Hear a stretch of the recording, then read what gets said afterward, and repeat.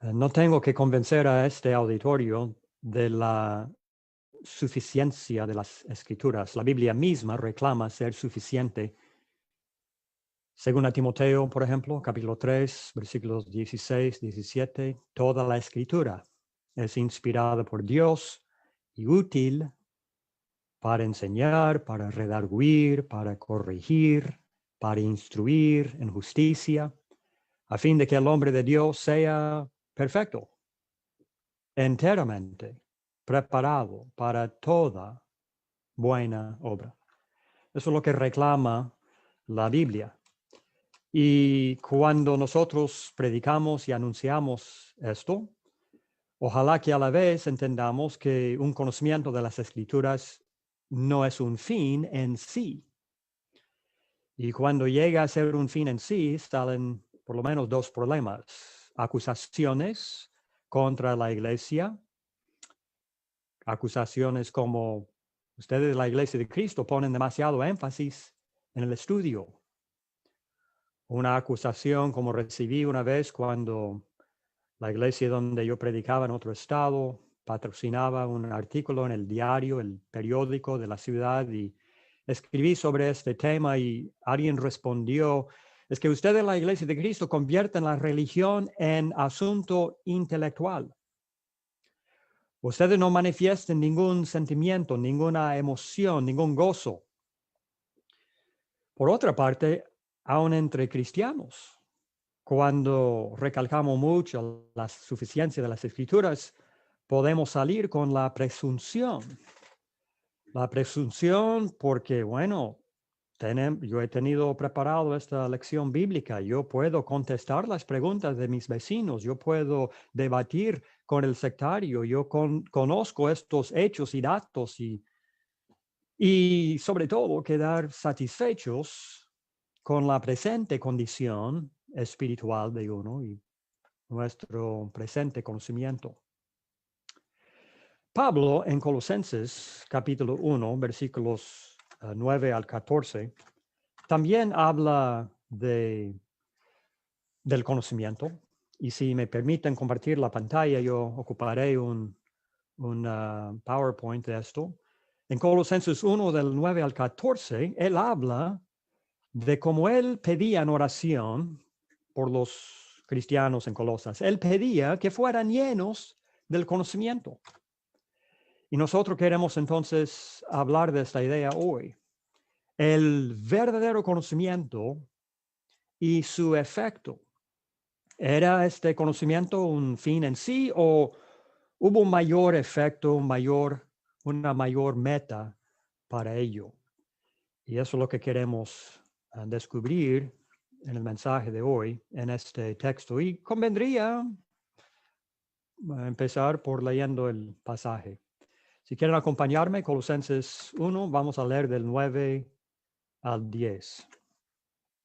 Por lo cual también nosotros, desde el día que lo oímos, no cesamos de orar por vosotros y de pedir que seáis llenos del conocimiento de su voluntad en toda sabiduría e inteligencia espiritual, para que andéis como es digno del Señor, agradándole en todo, llevando fruto en toda buena obra y creciendo en el conocimiento de Dios, fortalecidos con todo poder, conforme a la potencia de su gloria, para toda paciencia y longanimidad, con gozo, dando gracias al Padre que nos hizo aptos para participar de la herencia de los santos en luz, el cual nos ha librado de la potestad de las tinieblas y trasladado al reino de su amado Hijo, en quien tenemos redención por su sangre, el perdón de pecados.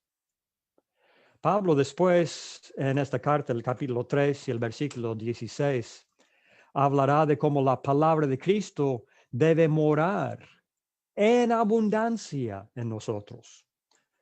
En ese caso, mediante el canto de himnos.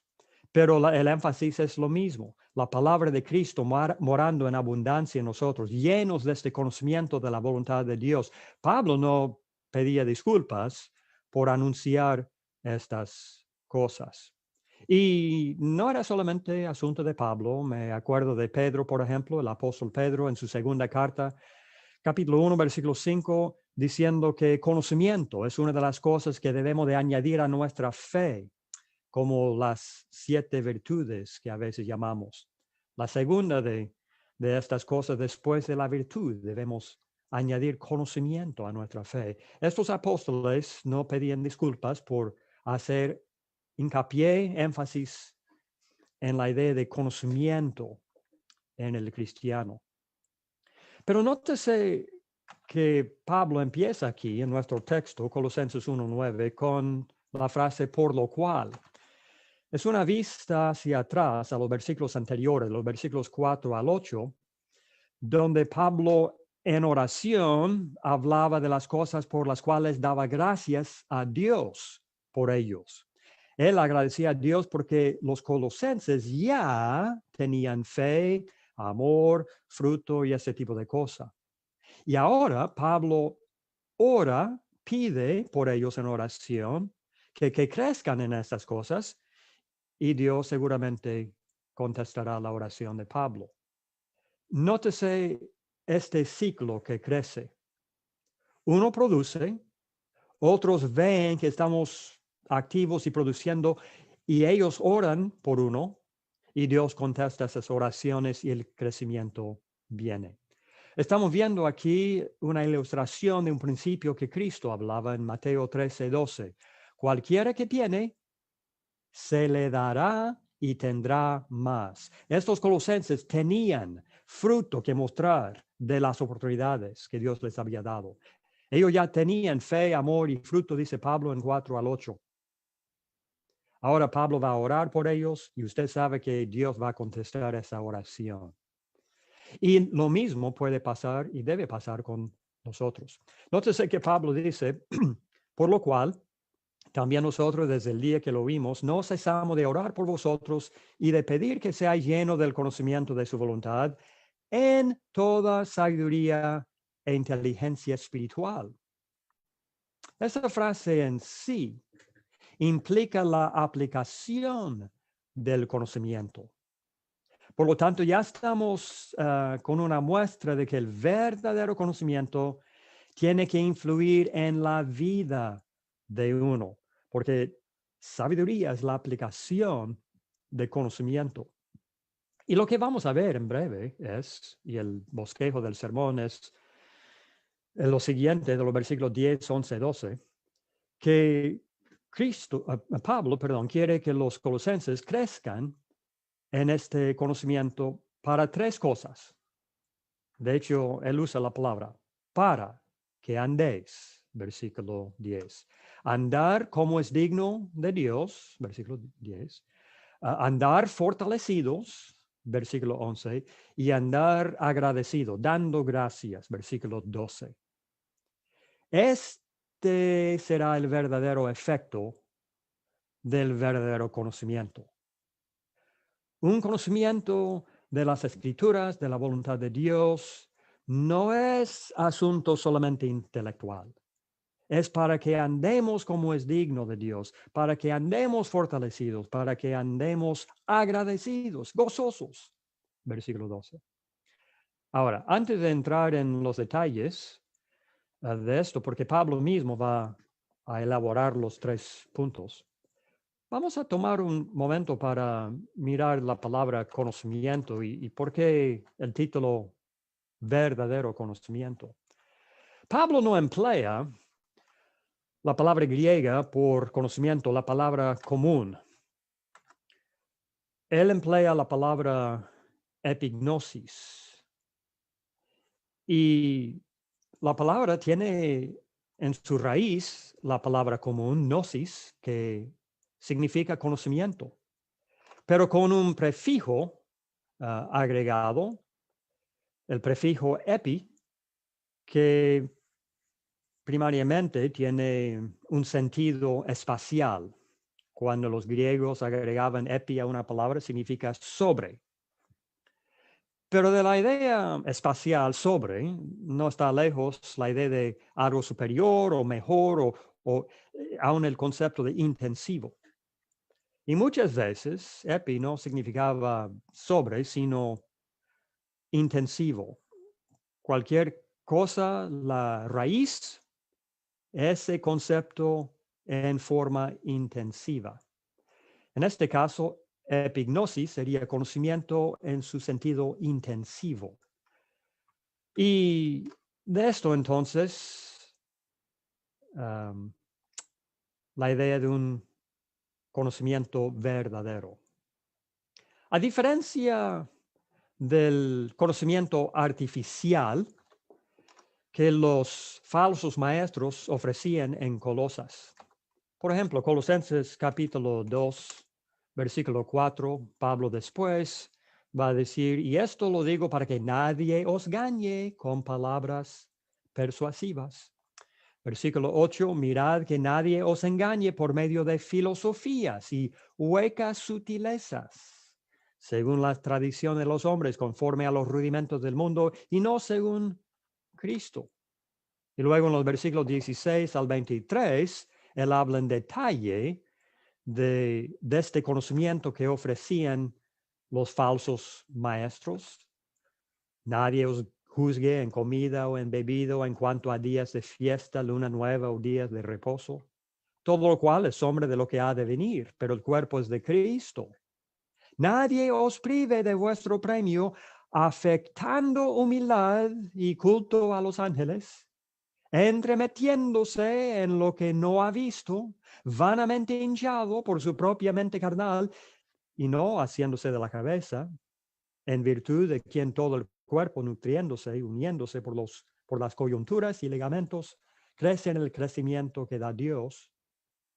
Pues si habéis muerto con Cristo en cuanto a los rudimentos del mundo, ¿por qué, como si vivieseis en el mundo, os sometéis a preceptos tales como... Y luego algunos de los preceptos de estos falsos maestros? No manejes, ni gustes, ni aun toques. Muchos eruditos creen que estamos viendo en este pasaje, en esta carta, las primeras muestras del gnosticismo, cosa que aparecerá también en las cartas de Juan, la carta de Judas, en otros lugares en el Nuevo Testamento. Un ramo de los gnósticos eran aquellos que querían negar todo placer al cuerpo y maltratar el cuerpo. No manejes, ni gustes, ni aun toques, en conformidad a mandamientos y doctrina de hombres, dice Pablo, cosas que todas se destruyen con el uso.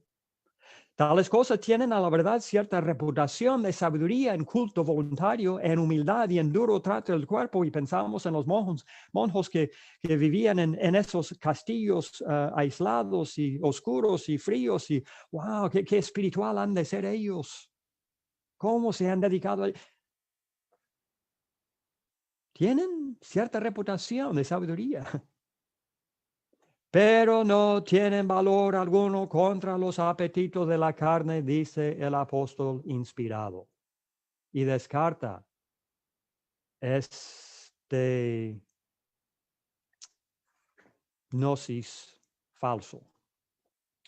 Si estamos viendo las primeras muestras del gnosticismo en esta carta, fíjese usted en ese nombre gnosticismo.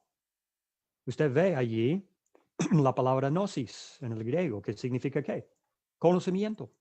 Porque los gnósticos reclamaban tener un gnosis secreto que nadie más tenía. Si quieres tener este conocimiento nuestro, vas a tener que ser iniciado en nuestro grupo mediante algunos ritos secretos y esto y aquello. Y solamente nosotros tenemos este gnosis. Y Pablo toma la palabra de ellos, pega un prefijo epi y dice que el cristiano debe ser lleno del verdadero gnosis, no el gnosis que está ofreciendo el gnóstico. Así que tal vez esto será la idea, porque Pablo emplea esta palabra aquí, el conocimiento genuino, auténtico, fidedigno. Vine, comentando sobre la palabra griega, epignosis, dice un conocimiento total. Un discernimiento. Una versión que tengo traduce pleno conocimiento. La nueva versión internacional traduce aquí que Dios les haga conocer plenamente su voluntad. Tal vez esto será la idea de epignosis. Un conocimiento total, un pleno conocimiento. O si puedo agregar una idea aquí del contexto que sigue, un conocimiento que no se duerme acá en la cabeza, sino que sale en la vida de uno, lo cual es el propósito y el presupuesto de este sermón, o más bien el punto del texto inspirado que estamos viendo aquí. El verdadero conocimiento de Dios sale en la vida de uno. Y la verdad es que no tenemos que escoger entre las dos ideas. Muy probable que estas dos y tal vez otras tendrá en mente Pablo aquí con el uso de esta palabra. Pero estamos preparados ahora para ver las tres cosas, tres fines objetivos que Pablo tenía en mente con este conocimiento verdadero, llenando a los colosenses. Y la primera cosa es que sean llenos de este conocimiento, dice Pablo, para andar agradando a Dios.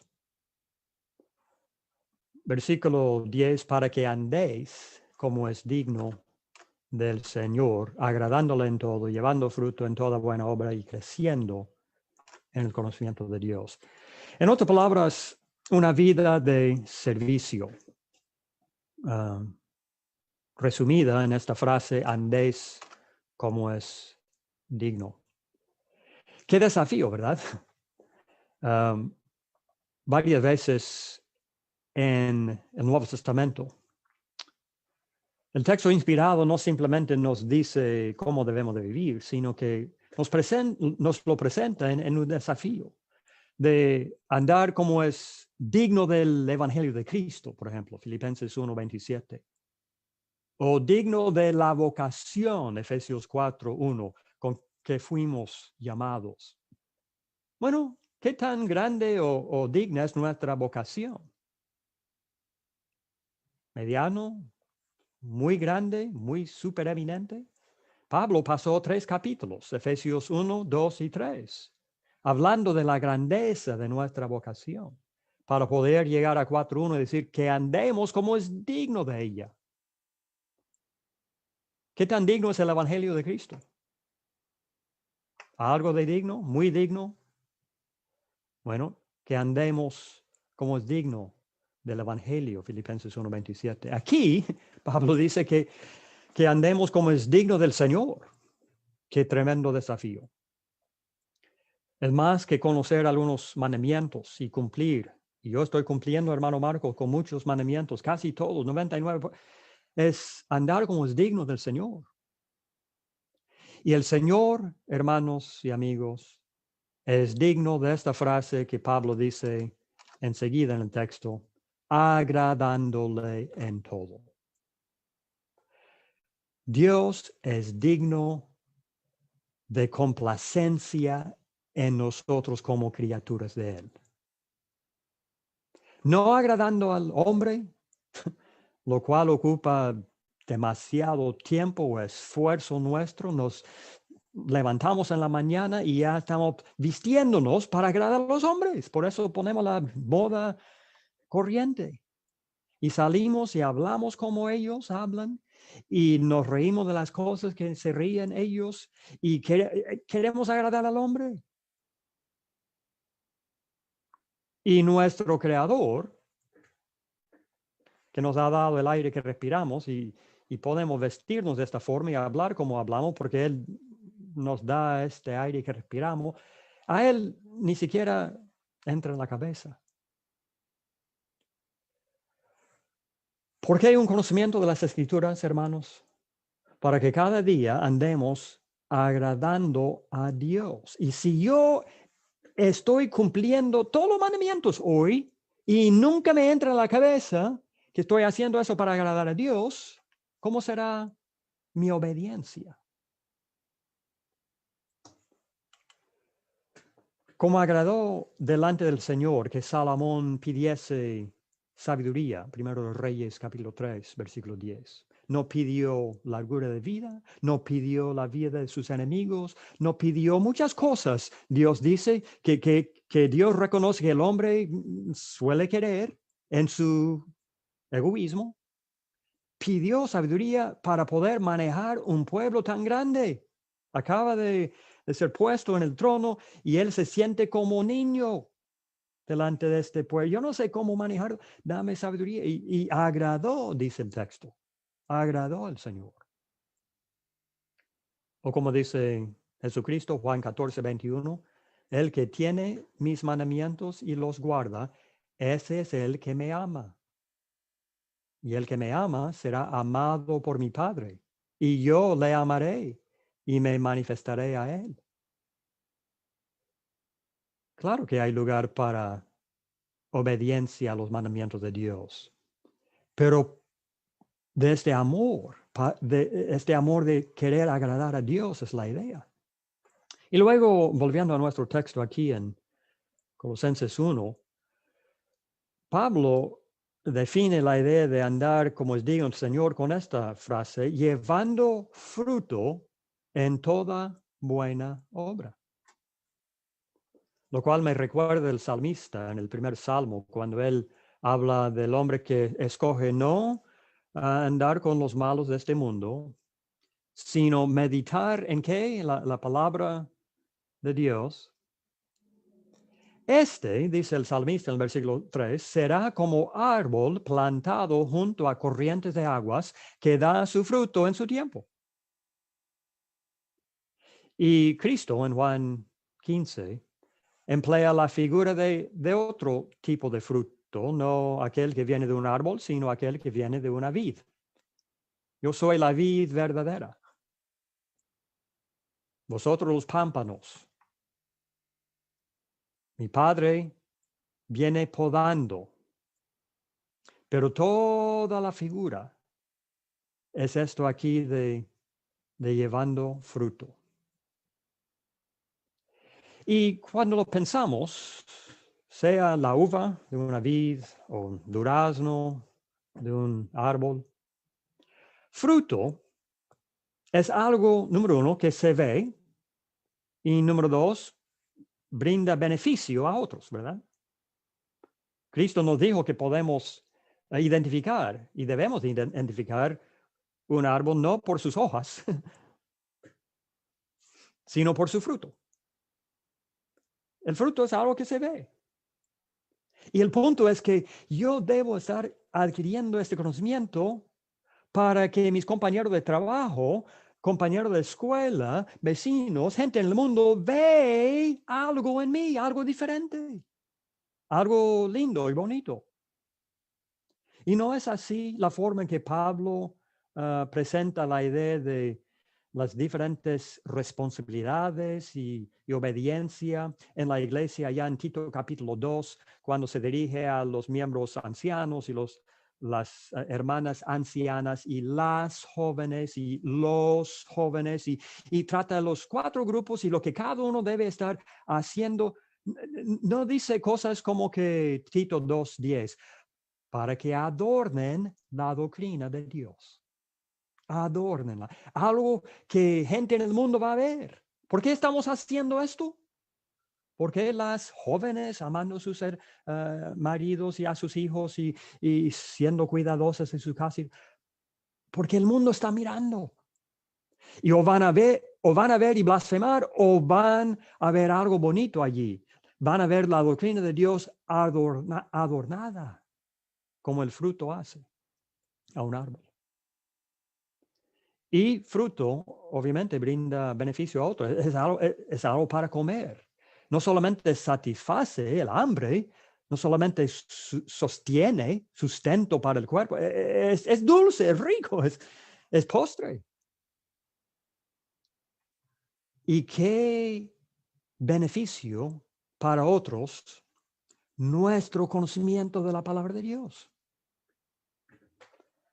Santiago dijo, ¿verdad? Santiago 1:27, la religión pura y sin mácula es esto. Y usted puede citar el resto, ¿verdad? Visitar a los huérfanos, etc. Pero nótese cómo este conocimiento en el cristiano va a tener un beneficio para el huérfano, para la viuda.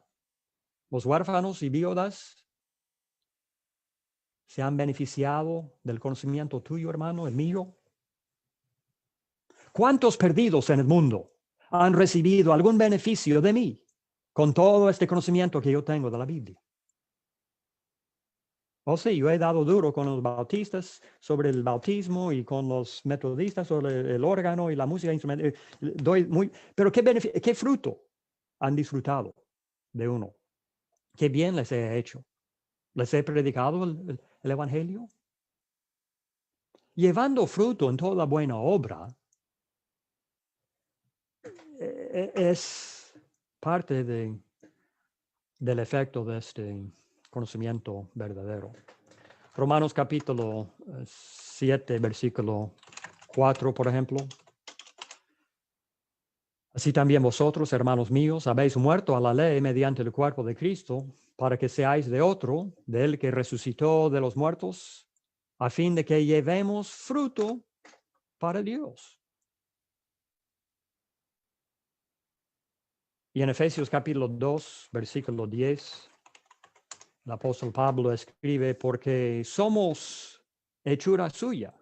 Acaba de decir que no nos salvamos por nuestras obras, más bien somos hechura. Alguien sí ha estado obrando, no nosotros, sino Dios. Él ha estado obrando para hacernos, convertirnos en lo que debemos ser.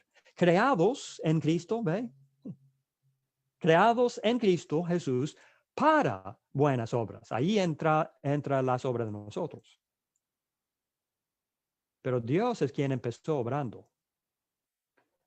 Y Él nos salvó, nos convirtió en cristiano para buenas obras, las cuales Dios preparó de antemano para que anduviésemos en ellas. No las buenas obras que se nos ocurran hacer, que a mí me gustan hacer, que yo creo que sean buenas, son las que Dios preparó y Él las ha revelado en el Nuevo Testamento y allí vamos y allí hacemos las obras que Él ha especificado allí y le glorificamos. Un sinnúmero de textos. De hecho, el pasaje con que empezamos, a lo mejor conviene volver allí, 2 Timoteo 3:17. ¿Con qué fin estas escrituras inspiradas por Dios? ¿Con qué fin? A fin de que el hombre de Dios sea perfecto, enteramente preparado para toda buena obra. Ese es el fin. Y luego, andar como es digno del Señor, agradándole, llevando fruto, creciendo en el conocimiento de Dios, dice Pablo. Podemos enfocarnos en creciendo primero, porque el árbol frutero está vivo y cuando deja de crecer, muere, ¿verdad? Una de dos cosas, está creciendo, llevando fruto o está muriéndose. Tenemos que estar siempre creciendo, no podemos llegar a una etapa y bueno, hermano Marco, yo tengo 25 años en el Evangelio, yo no necesito crecer más. Pero nótese que Pablo no solamente dice creciendo en el conocimiento, dice en el conocimiento de Dios. Compárese esto con la frase en el versículo 9, donde habló del conocimiento de su voluntad. Aquí el conocimiento de Dios.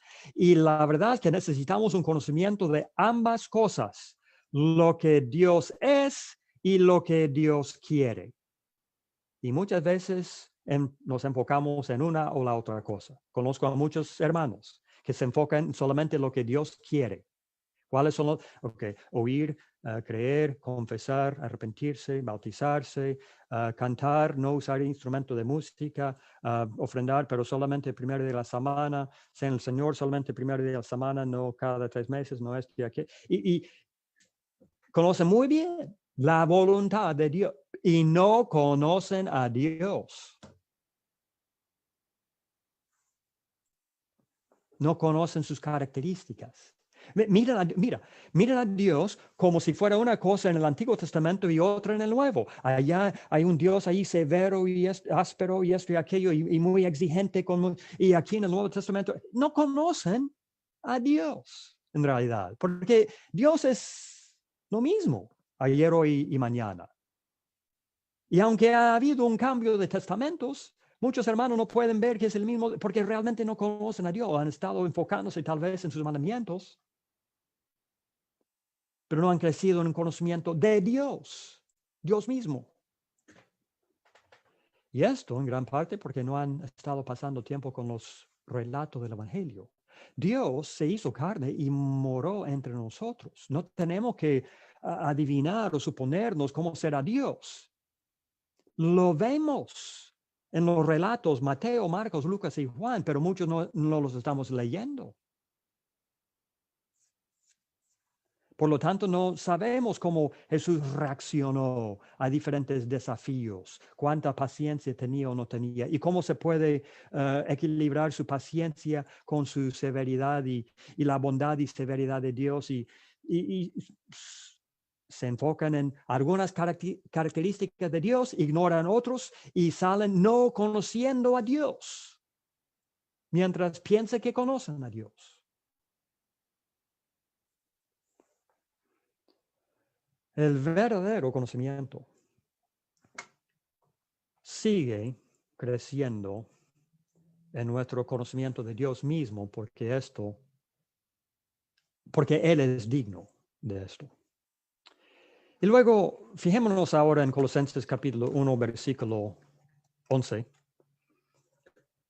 La segunda meta objetivo de este conocimiento que Pablo pide en oración para los colosenses, cuando dice fortalecidos con todo poder. Y hay una conexión entre conocimiento bíblico y fuerza. Es la siguiente, creo que el salmista lo expresó bien, o mejor en Salmo 9, versículo 10. Salmo 9, 10. En ti confiarán los que conocen tu nombre. En ti confiarán los que conocen tu nombre. Ahí está el conocimiento. Y la palabra nombre, usted ya sabrá, significa la naturaleza de Dios. Los que conocen la naturaleza de Dios, han pasado tiempo con Él en las Escrituras. ¿Qué pasa? Confían en Él. Ahí está la fuerza. Confianza en Dios para el futuro, hermanos, está basado en un conocimiento de sus obras en el pasado. Un conocimiento de lo que Dios hizo con José, por ejemplo, lo que Dios hizo en el Éxodo, sacando su pueblo de Egipto, lo que Dios hizo en la vida de Daniel, en los apóstoles, en Hechos capítulo 3 y 5, cuando son perseguidos por las autoridades. ¿Cómo era Dios en todas estas cosas? Ayudó a José, rechazado por sus hermanos, vendido como un esclavo allí, pero sigue confiándose en Dios, y cuando llegue, Dios les prospera en Egipto. Y ahí la esposa de Potifar le acusa injustamente, por lo tanto es echado a la cárcel injustamente. Y da espaldas a Dios, no, sigue confiándose en Él. Y Dios le prospera en la cárcel. En lo bonito, en lo feo, Dios le prospera, Dios le ayuda. Y en eso, Él hace el bien a dos compañeros de cárcel, y de repente uno de ellos se le olvida a él. Interpreta su sueño, pero en vez de hablar por José ante el faraón, se le olvida. Otra vez la injusticia. ¿Pero qué? Dios al final le levanta a número 2 en toda la nación. Mira, ¿por qué leamos estos relatos? Para saber que Dios permanece con la persona en los altos, en los bajos, que nunca pierde su confianza en Él. Y Dios, al fin y al cabo, le va a prosperar. El gran poder de Dios en el Éxodo. ¿Cuántas altos y bajos tenía el Éxodo. Apenas salen de Egipto, ya están frente al mar ahí y los egipcios persiguiéndole por detrás. ¿Y qué hicieron el pueblo? Lo que nosotros hoy hacemos cuando nos cae algún problema. Empiecen llorando. ¿Por qué nos sacaste aquí? Porque no había suficiente sepulcro allá para morir. Y Dios abre el agua allí, pasan por encima de tierra. Dios les salva y 3 días después quejándose de que no hay agua. Dios da agua, algunos días después no tienen comida y ve otra vez quejándose. Pero Dios, aun con estos, seguía fiel y ayudaba. ¿Qué hacía con Daniel? ¿Qué hacía con los apóstoles? ¿Por qué estudiamos todos esos relatos? Nuevo y Antiguo Testamento. Porque produce fuerza en nosotros. A la medida que creemos que Dios va a actuar lo mismo con nosotros hoy. Fe produce. Y fe produce la fortaleza. Fortalecidos entonces para salir a guerra espiritual, por ejemplo, según a los Corintios 10, 4 y en adelante,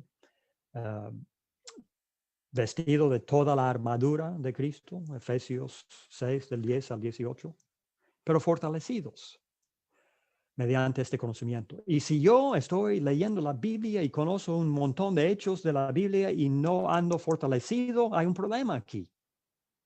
El verdadero conocimiento no está teniendo su efecto. Pero Pablo explica esta vida de fortaleza en el versículo 11 con otra frase, cuando dice, conforme a la potencia de su gloria. En otras palabras, Pablo define muy bien el grado de poder.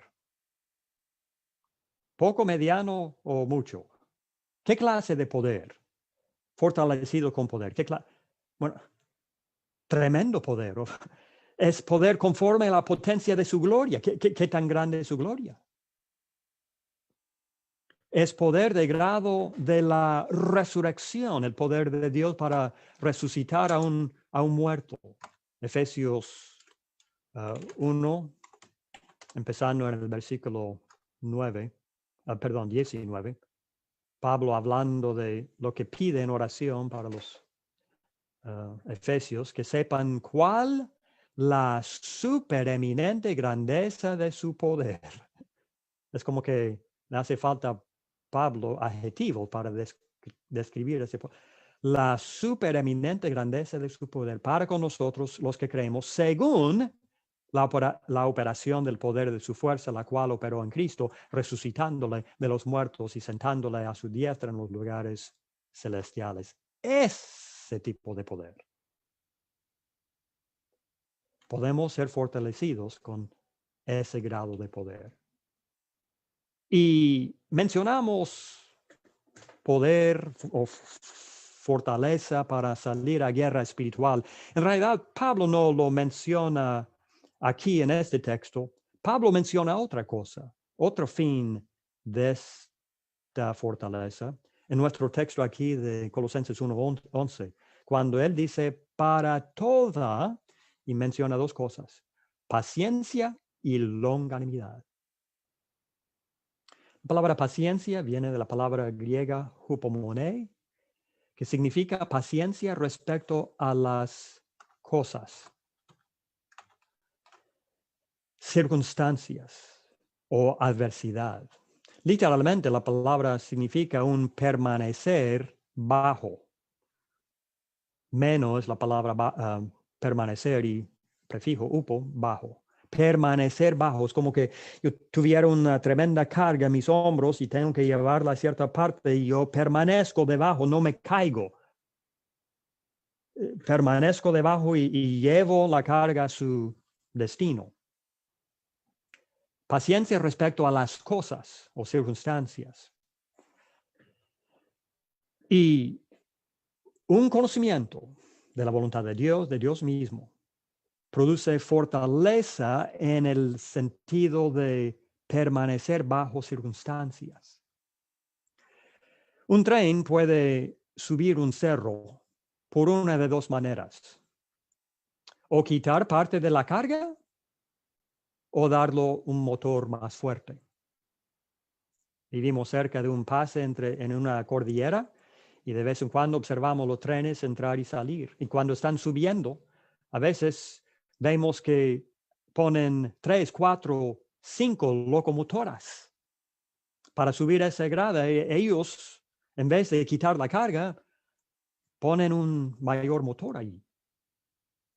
Y de igual manera, nosotros podríamos subir los cerros de esta vida si Dios quitara la carga encima. Pero Dios no quiere quitar. Dios es un Dios de la gracia. Él quiere dar. Así que como el apóstol Pablo, según a los Corintios, pedimos y pedimos y pedimos que Dios quite este aguijón en la carne, y Dios, en vez de quitar, da. Mi gracia basta, dice Dios. Dios quiere darnos un mayor motor. Nosotros queremos que Dios quite la carga y Él quiere dar mayor motor. Y alguien dirá, bueno, al fin y al cabo, quitando la carga, mayor motor, el mismo efecto. Tú pasas por el cerro. No. ¿Qué pasa cuando saliendo de Los Ángeles aquí, por la grada del Pase El Cajón, ahora viajo un día y llego a la tremenda cordillera que se llama las montañas rocosas acá, Rocky Mountains? Ellos están en una altura aún mayor. Eso de quitar solamente la carga allá atrás no me va a ayudar para este mayor cerro. No es lo mismo. Lo que queremos es que Dios quite la carga. Lo que necesitamos es que Dios nos da mayor fortaleza, mayor poder. Y para cuando estemos en pandemia, cuando el doctor me anuncie mañana, lo siento amigo, tienes el cáncer, te damos 6 meses. Cuando se me muere una hija, niña de 3 años apenas. Fortalecidos con todo poder para toda paciencia. Estas cargas de la vida las sobrevivamos con gozo, dice Santiago, ¿verdad? Santiago 1, 2 al 4, porque sabemos que harán más fuerte nuestro motor. Y luego, fortalecidos para toda longanimidad. Esa es la palabra griega macrothumia, que significa paciencia respecto a las personas. Es una cosa tener paciencia respecto a las cosas, otra respecto a las personas. Porque las personas pueden ser personas hostiles, difíciles, contrarias. La mayoría de las versiones, por ejemplo, la Biblia de las Américas, agregan con gozo aquí, mientras la Reina Valera del año 60 lo coloca al principio del siguiente versículo. No hay mayor significado aquí. Las dos ideas están en el resto de la Biblia. Jesús, por ejemplo, Mateo 5, 10 al 12. Bienaventurados, gozaos y alegraos. ¿En qué contexto? La persecución de hombres difíciles, hostiles. Uno puede tener paciencia respecto a las personas si tiene un verdadero conocimiento de Dios y de las Escrituras. ¿Está bien que un hermano ande rumbo al cielo, pero con cara larga de tristeza? Pablo dice que el verdadero conocimiento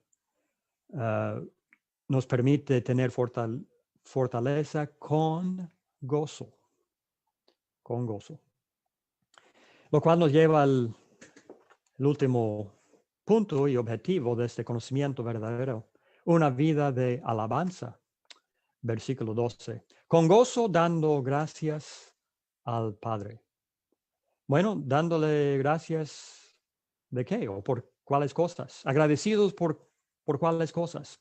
Otra vez, Pablo especifica. Número 1, que nos hizo aptos para participar de algo. Y no tengo que elaborar mucho esta idea porque esto era el sermón de ayer, ¿verdad? Pero implica que antes de entrar en la iglesia, antes de nuestra conversión, estábamos o éramos ineptos, inhábiles, incompetentes. No queremos verlo así. Queremos verlo como que Pero hermano Marcos, yo no era una persona tan mala, yo era un muy buen ciudadano y yo pagaba mis impuestos y yo ayudaba a los vecinos. Claro, no estaba bautizado, pero yo no quedaba lejos de un cristiano. Lo siento, hermano, pero usted no está viendo las cosas por la perspectiva bíblica. Antes de tu bautismo como antes del mío, yo era inepto para la vida de cristiano, para la iglesia, para el cielo, y Dios tuvo que hacerme apto. No podemos agradecer bien el presente sin acordarnos del pasado o sin ver bien cómo éramos en el pasado. Pero nos hizo aptos para participar de la herencia. Y esto tiene que producir agradecimiento. Una herencia es algo dado en promesa, pero realizado después. Por lo tanto, el punto anterior de fortaleza para toda paciencia.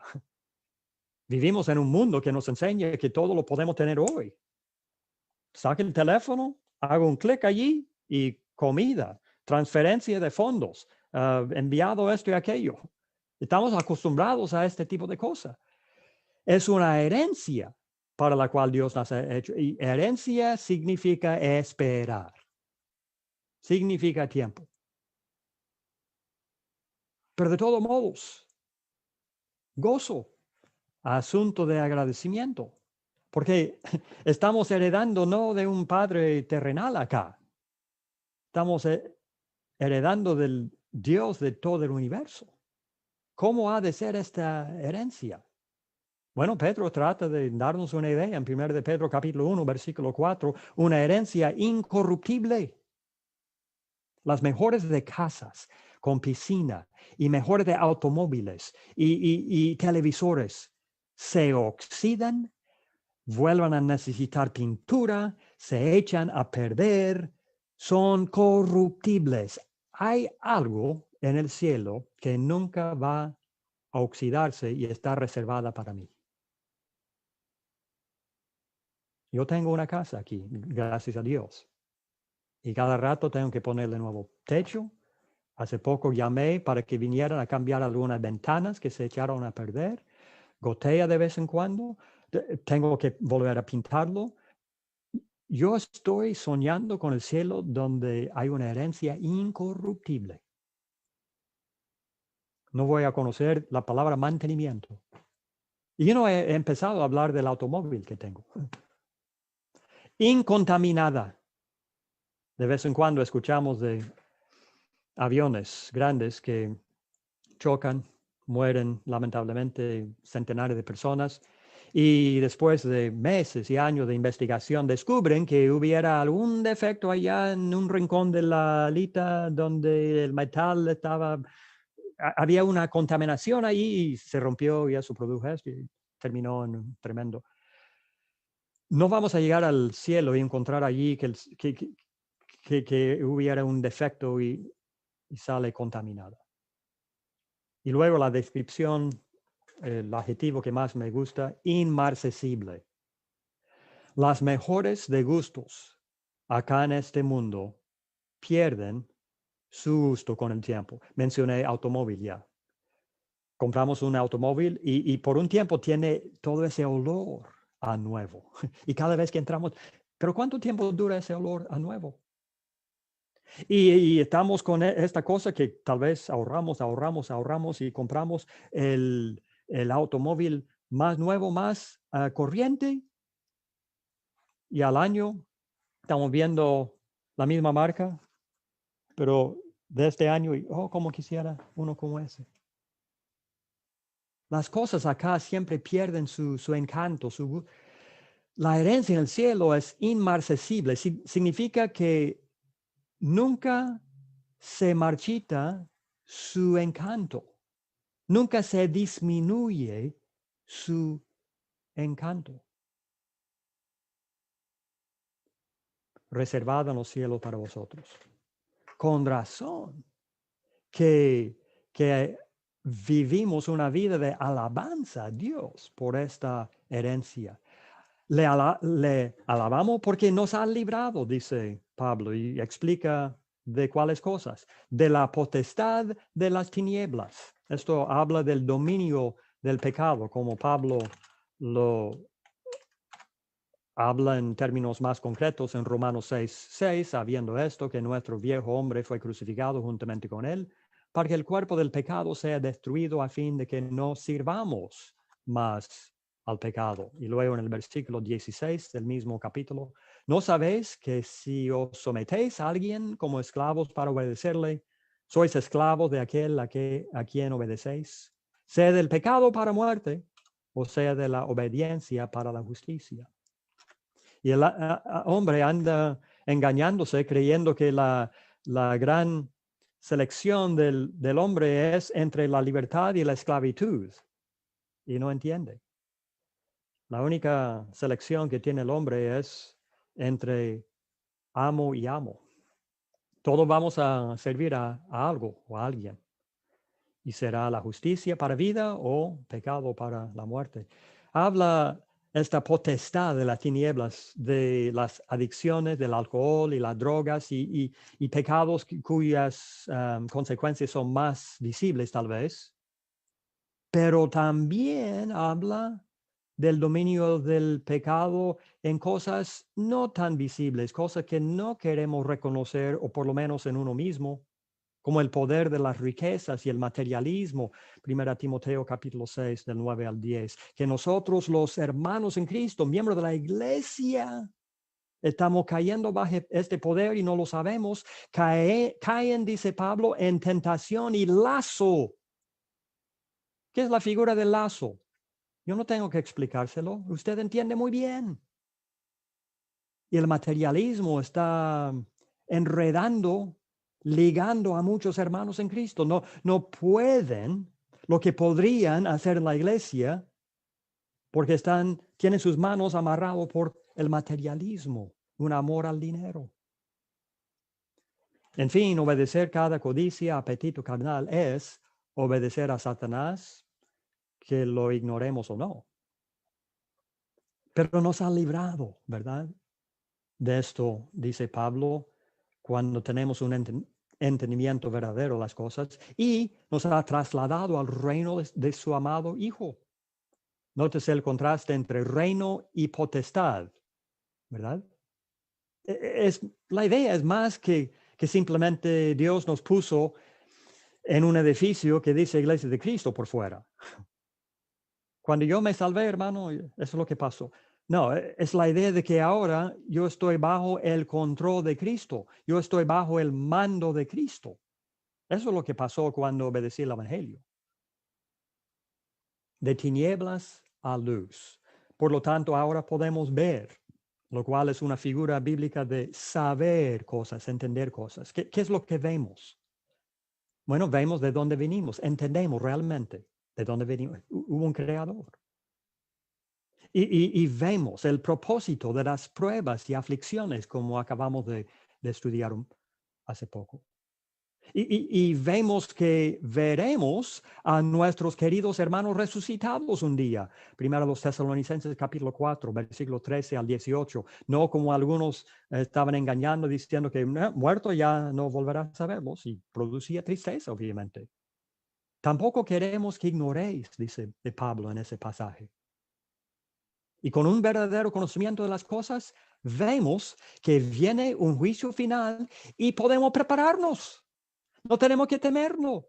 No tiene que ser asunto de miedo.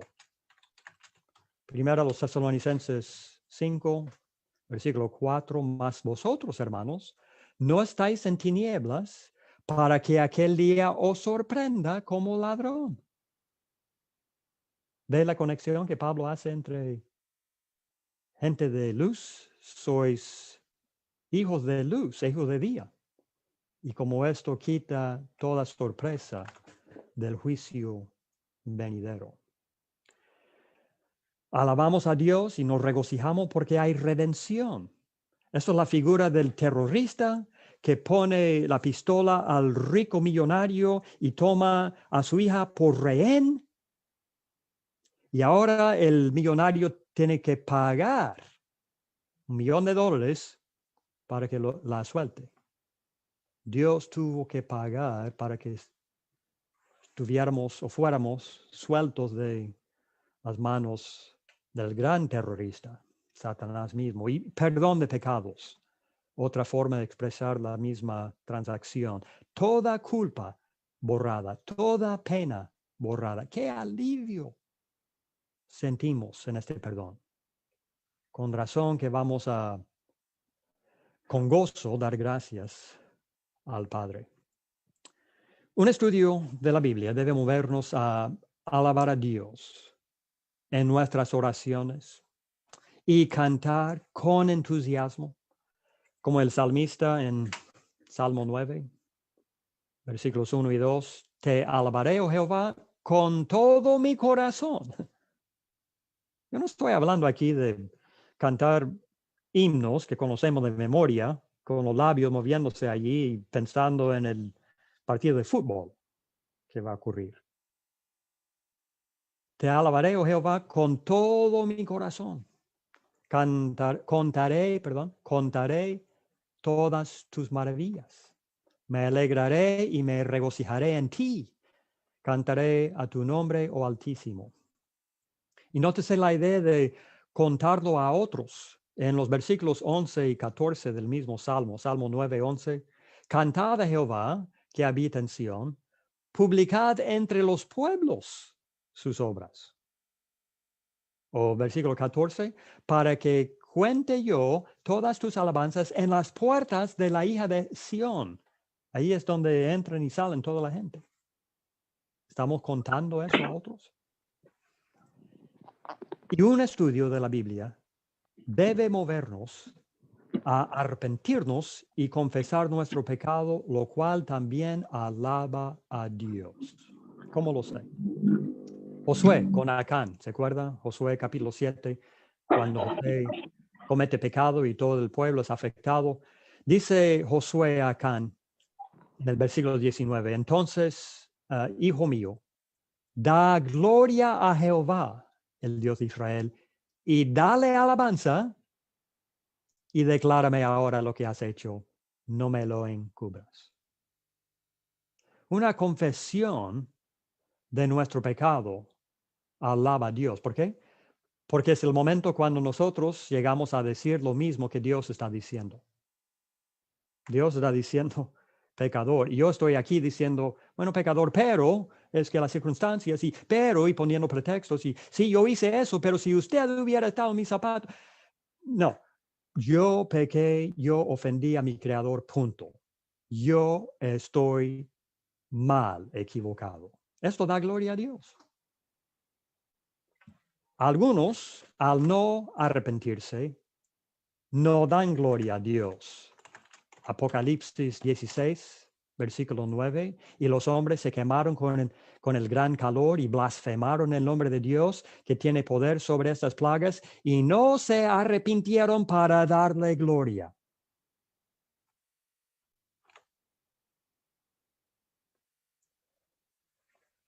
Así que un estudio de la Biblia debe moverme a estas cosas, lo cual nos lleva a la conclusión. ¿Convertimos la religión en asunto meramente intelectual? ¿Debemos vivir la Biblia más de lo que estamos estudiándola? Bueno, tal vez. Y si es así, esos serán abusos, pero no debemos descartar el conocimiento por el abuso. La Biblia siempre nos enseña la importancia de llenarnos del conocimiento de Dios y de su voluntad, porque es la base de la vida cotidiana, es la base de las buenas obras, es la base del gozo y alabanza a Dios. Sigamos estudiando la Biblia para el verdadero conocimiento y después sirvamos fortalecidos alabando a Dios. Gracias por su atención.